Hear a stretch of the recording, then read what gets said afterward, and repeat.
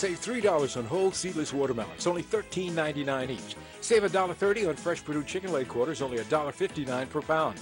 Open Pit barbecue sauce, 18-ounce bottle, only $2.09. Super SWAT or Superbug insect killer, only $3.89. Sprite or Coca-Cola soda, 1 liter bottles, just $2.59. All stores open Monday through Saturday from 7 a.m. to 10 p.m. and Sunday 9 a.m. to 7 p.m. for your shopping convenience. You can count on us. Live from Bermuda Broadcasting, this is ZBM TV9 News. Good evening, everyone. It's Thursday, August the 10th, 2017. I'm Diane Brewer, and thank you for joining us tonight. Topping our news in a little less than 24 hours, the findings of the Police Complaints Authority's investigation into the events of the December 2nd airport protest is expected to be made public. But some in the know suggest it will in large part be a reflection of what is contained in the National Police Coordination Center report on the same matter. Gary Moreno has the story. It was Wayne Keynes, Minister of National Security, who on Tuesday of this week made the announcement about just when the PCA report will be made known to the public. We should have the report in the public domain by the close of business on Friday of this week. But if anything new will be contained in the much-anticipated document remains to be seen. However, sources tell Bermuda Broadcasting it will highlight issues such as poor planning on the part of the Bermuda Police Service, a lack of ability on the part of the BPS to exert effective command in potentially confrontational public order situations due to inexperience with matters of this nature, and the unavailability of the necessary command training. Again, all of which were highlighted in that PPOC report prepared by Chris Sheed, Assistant Chief Constable with the UK's National Policing Centre. According to our source, though, the report is expected to contain what can only be described as contradictory findings, which are sure to generate a certain degree of angst within the community, particularly as it relates to whether officers were right to use incapacitant or pepper spray on protesters, and whether the use of that tactic was a direct result of protesters posing a threat to the well-being of those officers. Our source also suggesting the reaction of the government to the findings of that report could be quite telling, since, as you may remember, the now ruling PLP during the election campaign at every turn highlighted the events of December 2nd as among the reasons for not returning the former OBA government to office. The suggestion being, how will government treat with the findings should they indicate the police were not at fault for adopting the measures which they did in attempting to disperse the crowd? Will they simply accept that as final and simply let it die? And in so doing risk the ire of their supporters, many of whom supported the PLP's position whilst on the hustings that the police approach was simply wrong? Or will they perhaps express disappointment with the findings, some of which were described to us as contradictory, and find themselves at odds with those charged with the responsibility of protecting and serving residents of these islands? Also of interest, we understand, is will the PCA report, as did the one from Chris Sheed, indicate that December 2nd was a challenging day for the Bermuda Police Service officers who found themselves confronted by determined protesters, some of whom were intent on disruption. Gary Moreno, reporting for the Bermuda Broadcasting News. Well, the wait is over and the numbers have been released today. The Bermuda Tourism Authority revealed that the recent America's Cup did help to boost the number of visitors to the island in the first half of 2017. Jasmine Patterson studied the report and finds while air arrivals overall are up, America's Cup arrivals jumped 9%. Confident the island's tourism sector is on the rebound, CEO of the BTA Kevin Dallas during a press conference presented figures showing leisure air arrivals were up 16%, with air visitors spending up by 31% compared to the first quarter of last year. The figures also indicating that the growth is being fueled by more youthful travelers, up by 48% in the 25 to 34 age category. We have air arrivals up 16%, overwhelmingly younger visitors. We have leisure spending up 31%, which is an extra $30 million almost that's flowing into the local economy. Our hotels have had a really strong first half, with hotel occupancy up 13%, and with RevPAR, which is revenue per available hotel room, so the amount of money that each hotel is making per room that it has available to guests, is up by an incredible 27%. Mr. Dallas says with the impact of the 35th America's Cup being of particular interest to the public, BTA data was redrawn to reflect the dates the event was held between May 26th and June 30th compared to the same time last year. Air arrivals rose 9%, and those vacationers visiting friends and relatives who did not occupy hotels were up 54% for the America's Cup, while cruise and super yacht arrivals grew by 18% and 133%, respectively. So how did hotels perform in the second quarter? Hotel occupancy was up 13%, and that RevPAR, which is that revenue per available hotel room, was up 27%. That, by the way, if we look just at June, which I know was an area of question, occupancy was flat year on year, but RevPAR was up by 29%. So our hotels managed to raise their prices significantly. Because remember that June is a high season month anyway, so rates would have already been significantly higher in June than they were in prior months. And they managed to raise them 29% on what they were the year before and maintain occupancy. So, we believe that that's actually a really good news story for Bermuda. But Mr. Dallas does acknowledge some felt otherwise in regards to the hotel sector. We know that, Bermuda's bartenders had a fantastic month. We have heard anecdotal stories that some housekeepers did not. And so I do think it is not a perfect story, but it is a good news story. And we should also remember that actually our hotels have been unprofitable for many years. So the extra revenue that they're bringing in this summer will go largely towards much needed investment and improvements in our hotel product. They expect the tourism sector to finish the year strong, increasing figures into the double digits. Jasmine Patterson reporting for Bermuda Broadcasting News.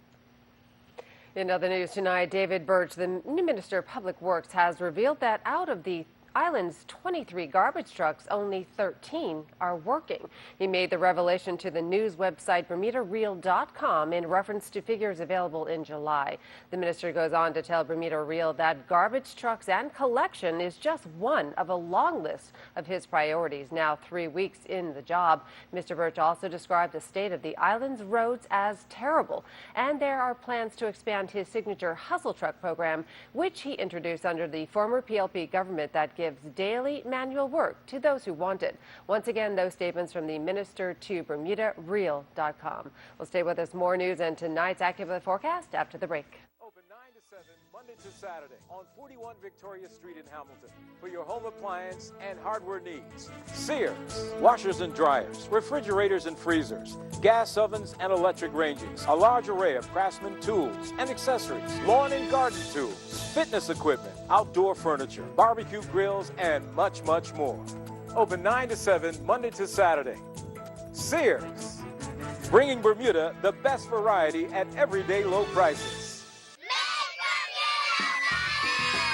Nice big water park, more play equipment, beaches. And if we had a gigantic playground. We should jump up to heaven and come back down into the ocean. On a bouncy castle. Swimming. We should keep Bermuda clean and pick up all our dresses. By people being more friendly. By having your next door neighbors as a family.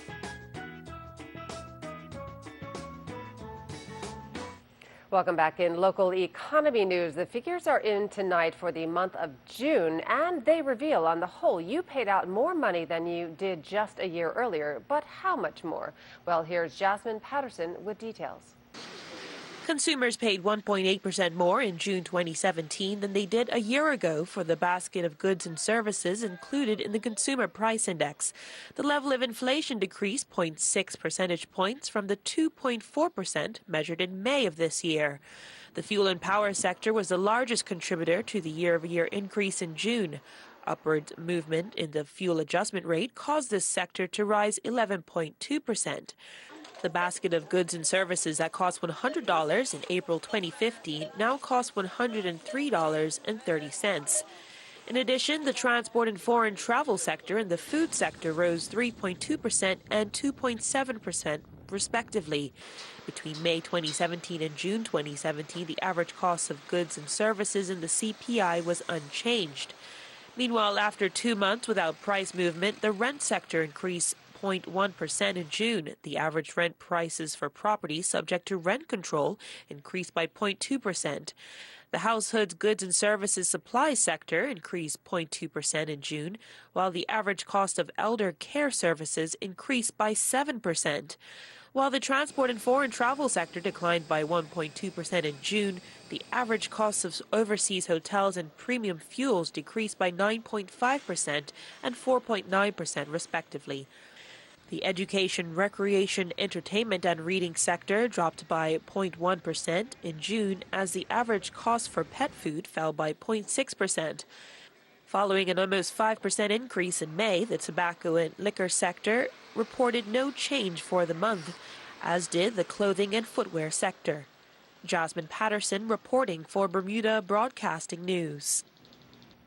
In other news, the Bermuda Health Council is inviting the public to take part in determining what health services should be included in every health insurance policy. For example, they ask, should doctors' visits, care for dementia, mental health treatment, and prescription drugs be included? Or how about massage therapy? The council states as a country, Bermuda has to decide which health services every person should access without the risk of financial hardship. Therefore, the council invites public feedback by August 25th for the development of the new Standard Health Benefit, or SHB. To complete the survey, log on to the Health Council website on bhec.bm. Meantime, the National Oceanic and Atmospheric Administration, also known as NOAA, is getting us prepared for what promises to be an Atlantic hurricane season this year. In its latest update, NOAA has forecast 14 to 19 named storms, with as many as 9 of these developing into hurricanes, and between 2 and 5 of these forecast to reach Category 3 strength, with winds in excess of 100 miles an hour. Right now, we're barely into month 3 of the full 6-month-long hurricane season, and thus far 6 tropical storms have formed. However, the season reaches its height beginning 10 days from now on August 20th, peaking on September 10th, although of course we've had some eventful Octobers with tropical storms and hurricanes as well. And this just coming to hand, that report we talked about at the top of the broadcast has just been released. Here again is Gary Moreno with an update on what it contains.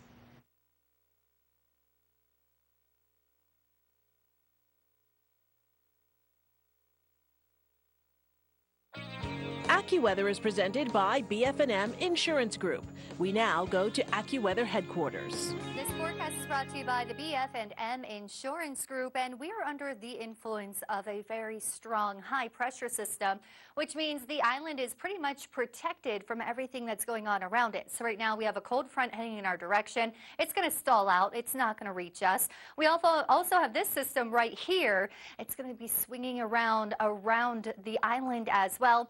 And then if you take a look at this system, far off in the ocean, well, it's also going to be moving right around the island. So we are expecting maybe some brief showers pretty much any time between tonight and also through the weekend. Very brief. We could see just a little bit of wet weather reach us because of all this activity going on around us. So for tonight, we are expecting right now the temperatures are 85 degrees across the island. Humidity is a bit lower, 68%. Winds out of the southeast from 8 to 12 knots. Water temperatures very warm, 85 degrees. Inside the reef, up to 1 foot for the waves, and outside 2 to 4 feet. Now for tonight, as I said, we could see a brief shower in spots. Not everyone's going to get wet, and it's going to be very brief in nature. Other than that, it's going to be cloudy and warm, 79 degrees for our temperature. Tomorrow, sunny again. Could see a stray shower passing through, 86 degrees for the high, the low 80 degrees. Now that's a bit warm for our lows. High tides, the first one 11:32 p.m. on Thursday, and the second one at 11:52 in the morning on Friday. Now if you're here on vacation and you're heading home, we do have some gateway forecasts for you. Toronto, it's a bit wet there today, 78 degrees. New York, under the influence of high pressure, same story of Boston, so they are nice and dry. Temperatures in Boston at 79. Atlanta and Miami, well, we could see some downpours, especially in Miami tonight. So if you're flying into that region, you're going to want to check on your flights before you head out. London is dry but cloudy, 69 degrees there. In the Caribbean, Jamaica, hot, very steamy conditions, 90 degrees with a thunderstorm. Barbados and Trinidad, everyone pretty much the same, some wet weather, humid and very warm. Here's our 5-day forecast. Plenty of sunshine. Sunday is going to be the cloudiest of the days. And again, we could see just a spotty shower, very brief, passing through any part of the island between now and the weekend. Temperatures right around 86 degrees, bumping it up to 87 for next week. So stay tuned to Ocean 89, Power 95, and Inspire 105 for all the latest of your news and weather. AccuWeather was presented by BF&M Insurance Group.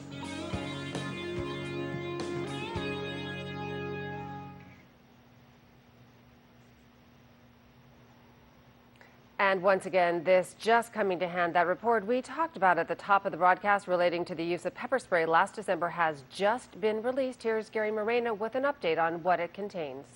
Dan, among some of the findings that are contained in this report are that the PCA heard from officers during the course of sworn examination and also reviewed media and footage.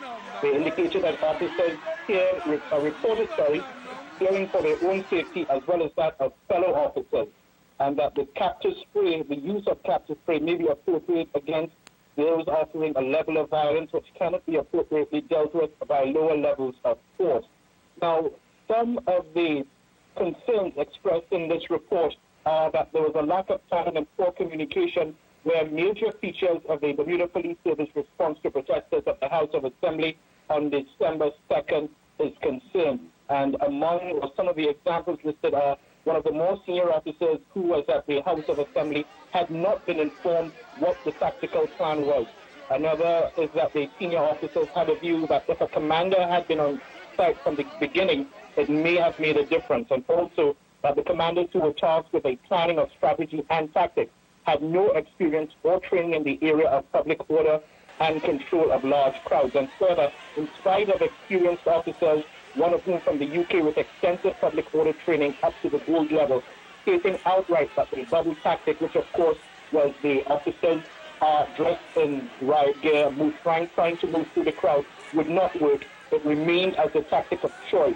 The officers instructed to carry out the order tried their best, but they found themselves in a very difficult situation. Of course, we'll have more on this report for you in subsequent newscasts. Diane? Thanks, Gary, for that news update. In other news this evening, it was 50 years ago in 1967 when Bermuda won our first medals in major international sports competition, and 50 years ago when Bermuda's two political parties agreed on voting rights for all. More now from Mike Sharp. Bermuda's national football team won a silver medal at the Pan Am Games in Winnipeg, Canada. Sailors Eugene Penny Simmons and Richard Belvin won a bronze medal in the double-handed snipe class. These athletes were honored during a special reception at City Hall yesterday, organized by Image Bermuda's Glenn Fubler. The mayor of Hamilton, Charles Gosling, gave a brief speech. Today, we mark the 50th anniversary of the 1967 Pan Am Games and Bermuda's first medal winnings of the silver and bronze in two of our national sports, that of soccer and sailing. 50 years ago, the City Fathers welcomed back our Pan Am competitors and hosted them with a special celebration at City Hall.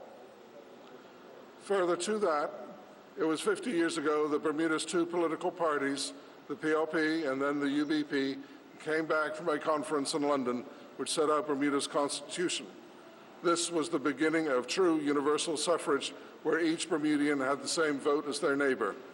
It also established the basic rights of each of us and what we aspire for ourselves. In the United States, they've called it life, liberty, and the pursuit of happiness, which we should vigorously defend, and again, not only for ourselves, but also for our neighbors.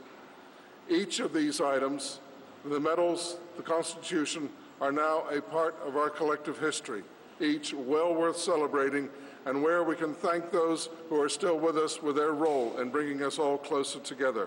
Sports Minister Zane De Silva, an avid golfer, praised the footballers and sailors, but gave special thanks to organizer Glenn Fubler. I too would like to thank Mr. Fubler for organizing this event and City Hall for hosting it. And what can we say? I'm looking straight down the pipe and I see Mr. Pepe Deal. And I see all his football greats behind him.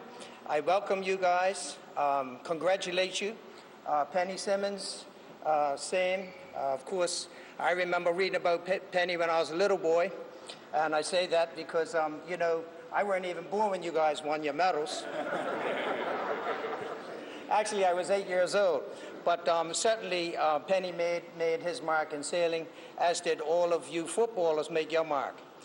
The only thing that I must say that I'm very happy about is for Glenn to do this, Glenn, because in our country today, we have a lot of problems with our youth.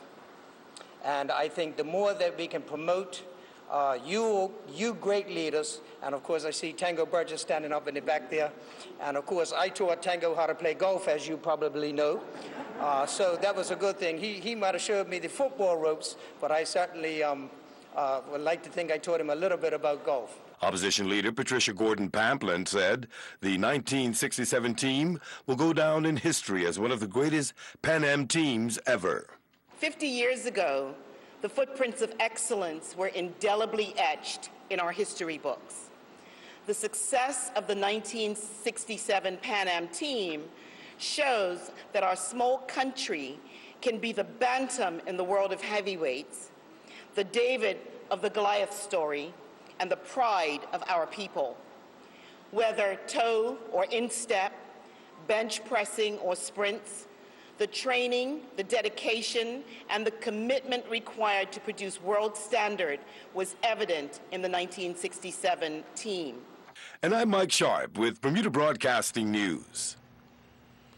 And this also just in, Naki Wells has had successful ankle surgery with Huddersfield, announcing that the Bermudian striker will be out of action for 3 to 6 weeks. Now let's join Earl Baisden with the rest of tonight's Sportscast. Cece and Mikey Woolman continued their preparations for the NACRA 17 World Championships by competing in the Aarhus World Test event in Denmark. On day 2, it saw them compete in another 3 races, moving up 1 spot to end the day in 8th place. CC Woolman skippered the boat to an 8th place finish in the first race of the day and the pair's 4th consecutive 8th place finish in the series. They would then finish 9th in the second race before closing out the day with an 8th place finish in race 3. The Woolmans now have 40 net points after throwing out their 9th place finish. On the local front on the waters, the Wednesday night sailing series continued in the Hamilton Harbor, where some 28 boats went to the start line for the latest racing. Crossfire was the first boat to cross the line. They clocked a time of 1:12.01. Their corrected time of 1:19 flat saw them finish 4th overall. Nasty Medicine was the next boat to cross the line. They were clocked at 1:15.53, and their corrected time of 1:22.25 saw them finish 11th. Finishing first in a corrected time of 1:17.25 was Smokin', who crossed the line in a time of 1:23.44. Air Force was second on the night with a corrected time of 1:17.39, with Mayhem third with a corrected time of 1:18.11. Yobster will round out the top 5 finishers on the night with a corrected time of 1:20.14. Bermuda's fight scene will never be the same as Brazilian top team Bermuda welcome head coach and third-degree Brazilian Jiu-Jitsu black belt Professor Marcos Tulio Machado. Founder and assistant head coach Brazilian Jiu-Jitsu blue belt Mark Pryor is extremely excited to have Machado in Bermuda. I've been working on this for a number of years now. I've been competing in sports that I'm not necessarily specialized in. I'm a grappler, but I've been competing in striking for a while since I've been setting this all up, and I've had some loyal fans, some new people interested in what we've been doing. And since we started the company, we've had an international UFC seminar for striking, grappling, and MMA. We've had a great response from the community. We started our anti-bullying program, but then it was time to get to work and do this full-time.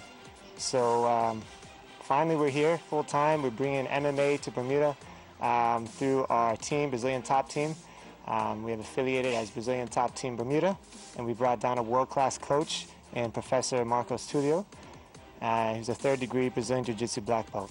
Machado has a very impressive resume for fighting. Experiencing BJJ and experiencing boxing, Muay Thai, MMA, an American top team in Florida, and Brazil, and a Brazilian top team Fortaleza, and 30 years experiencing. It's a champion Brazil Jiu-Jitsu and champion world Jiu-Jitsu and champion Pan-Americano, Asiático, and 3 belts in Naga, North Association grappling formation. It's the best grappling at the world, USA, America, okay? Jillian Teixeira and Tyler Lopes returned to action in the Beervelde International Horse Jumping event in Belgium. Teixeira competed in the 1.35-meter CSI YH1 two phases class riding Jakova. They finished 30th. They stopped the clock in a time of 45.53, and they had 16 penalty fault points. Riding Tamarino, Teixeira finished 18th during the 1.50-meter CSI 3 Table A class. They clocked a time of 72.39, but they had 4 penalty fault points. Teixeira finished today competing in the 1.35-meter CSI 3 two phases class riding Junior Van Het Kosteveld. They finished 36. They would clock a time of 46.31, but they had 4 penalty fault points. Lopes took to the center ring to compete in the 1.30-meter CSI 2 Table A class riding Escalada. The pair finished 40th, stopping the clock in a time of 68.82, but they had 4 penalty fault points. The America's Cup is now a distant memory for some. So we asked Kevin Dallas, the Bermuda Tourism Authority CEO, what is next for the sports lovers in this country to get excited about. So the thing that I think every Bermudian should get excited about is the World Triathlon Series. So you may have seen we recently announced that Flora Duffy has become a tourism ambassador for Bermuda. That's because Bermuda will be hosting a World Triathlon Series event in April of next year. And then 2019 and 2020. And later this year, we actually have the opportunity to bid on the World Triathlon Finals for 2021. So we have a real opportunity to establish a triathlon event in Bermuda as an annual event, in spring, so in that shoulder season when more visitors are so valuable, starting next year. And we'd like that to be a really inclusive community event. So we are working with ITU, which is the International Triathlon Union, around our plans for that event and how we make sure that it is an inclusive community event. Game 6 of the World Indigenous Basketball Challenge men's bracket saw Bermuda go up against Skidgate Saints. Bermuda went down by 7 points in their opener, with the Skidgate Saints defeating the Bermuda national team 75-68. Lyndon Jackson scored a game-high 24 points for the Bermuda national team. I'm Earl Baisden with Bermuda Broadcasting Sports. You can count on us. Save $3 on whole seedless watermelons, only $13.99 each. Save $1.30 on fresh Purdue chicken leg quarters, only $1.59 per pound. Open Pit barbecue sauce, 18-ounce bottle, only $2.09. Super Swat or Superbug insect killer, only $3.89. Sprite or Coca-Cola soda, 1 liter bottles, just $2.59. All stores open Monday through Saturday from 7 a.m. to 10 p.m. and Sunday 9 a.m. to 7 p.m. for your shopping convenience. You can count on us. This spring, as you make the transition from your living room to your patio, bring a touch of class to your outdoor living space with a new patio set from Big Savings Zone. Our new line of outdoor furniture features a wide range of sectional sofas, round and rectangular dining tables, as well as matching chairs and umbrellas. Ashley's outdoor furniture is crafted for comfort and durability, boasting a state-of-the-art rust-free finish for years of enjoyment. Exclusively available at Big Savings Zone, Southside St. David's. Bermuda's electricity system is at a critical crossroad. Our aged infrastructure cannot support the island's future needs. Belco has a solution. We have proposed 3 major upgrade projects to the regulatory authority. Replacement generation, to replace aged engines to ensure reliability. Transmission and distribution upgrades, to replace aged overhead and underground cables to improve efficiency. Introduce liquefied natural gas, to reduce fuel emissions and stabilize costs. If implemented together, these projects will deliver maximum benefits for you and Bermuda. Stronger system reliability, more stable rates, lower operating costs, job creation, a cleaner Bermuda. If nothing is done, rates will rise and reliability will decrease. Your energy future starts here. And that's our newscast for tonight. I'm Diane Brewer. Thank you for joining us. Have a wonderful evening, everyone. Good night.